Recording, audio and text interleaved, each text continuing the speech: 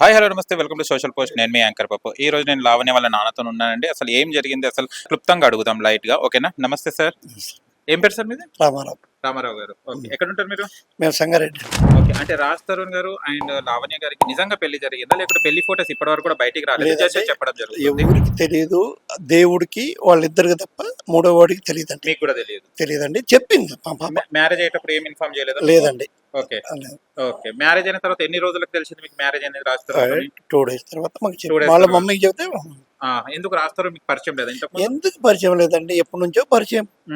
Okay, అంటే hero కాకముందు పెళ్ళైందా, హీరో అయిన తర్వాత పెళ్ళైందా? హీరో అంటే ఉయ్యాల దంపాలతోటి ఇంప్రూవ్ అయ్యాడండి తను. దాని తర్వాత ఏదో సందర్భంలో గచ్చిబౌలి ఏదో పోచమ్మ మల్లమ్మ టెంపుల్లోనో ఎల్లమ్మ టెంపుల్లోనో చేసుకోవడం జరిగింది.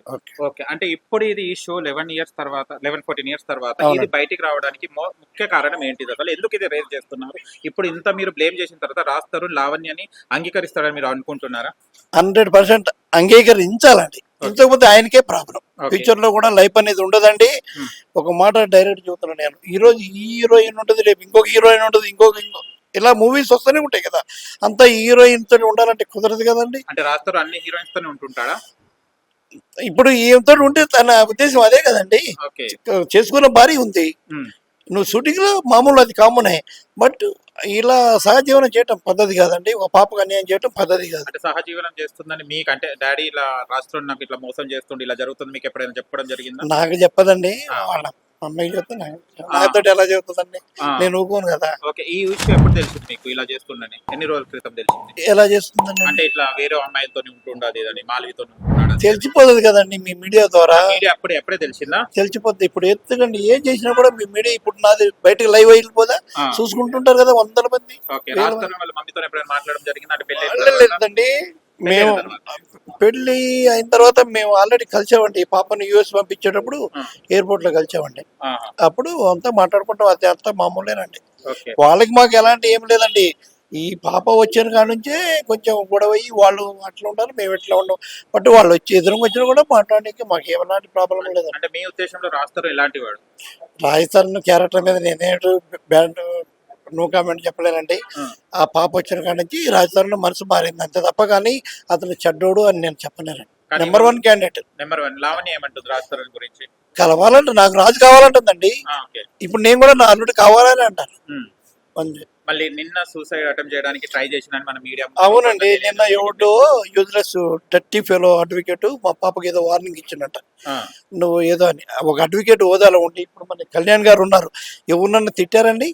ఒక మాట చదువుకున్న వాళ్ళం అండి, మనం పెరగొట్లు కాసేటోళ్ళం కాదు, చదువుకున్న వాళ్ళము. ఏ అడ్వకేట్ అయినా ఇప్పుడు అతను కూడా వింటాడండి, ఇప్పుడు లైవ్ చూస్తూనే ఉంటాడు. తను కూడా ఒకటి నేర్చుకోవాలంటే గౌరవం అనేది ఉండాలి.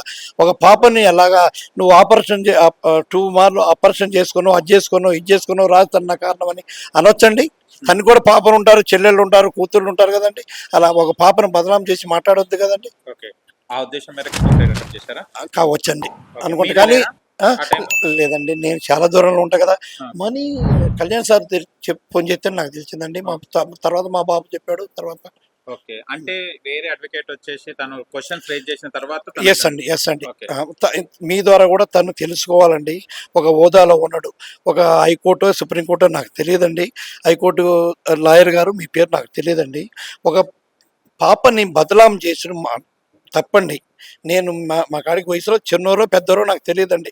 మీరు ఒక మాట నోట్లోంచి వచ్చేటప్పుడు 4 రకాల నుంచి ఆలోచించి మాట్లాడాలండి. పలానా ఆయన తప్పు చేసినాడా లేదా 4 రకాలు ఆలోచించి చేయాలండి. ఆ పాప 2 సార్లు ఆపరేషన్. ఒక ఆడపిల్ల అలా అనొచ్చండి. తను కూడా కూతురు ఉంటారు, చెల్లెళ్ళు ఉంటారు, మిసెస్ ఉంది, అనకూడదు కదండి. అంటే తను మీడియాలో చెప్పింది కాబట్టి అదే ప్రస్తావించారు కావచ్చు అండి. అది అని నేను 100% చెప్పలేనండి. బస్ ఓకే, లాస్ట్ లో మీరు ఏం కోరుకుంటున్నారు? మా పాప అల్లుడిని కూతుర్ని కలపాల, అంతేనండి. తన ఆస్తి గురించి మేము అవసరం లేదండి. నాకు దేవుడు ఇచ్చిన అమ్మ నాన్న ఇచ్చిన ఆస్తి ఉందండి. మా ఆస్తితోటే మా అల్లుడిని, మా కూతుర్ని అల్లుడిని మంచిగా చేసుకుంటాం. అందరి సమక్షంలో గ్రేట్ గా పెళ్లి చేస్తాం. ఇప్పుడు రాజస్థాన్ ఎక్కడ ఉన్నా మీకు ఐడియా ఉంది? ఇద్దరు కలిసి లేరండి, అవుట్ ఆఫ్ ఆమె. ఆ పాప ముంబైలో లేదు, ఇతను తెలంగాణ కూడా లేడు. ఇద్దరు కలిసి ఎక్కడన్నది ఆ పైన పరమాత్ముడు తెలియాలి, వాళ్ళిద్దరికే తెలియాలి. Thank you so much.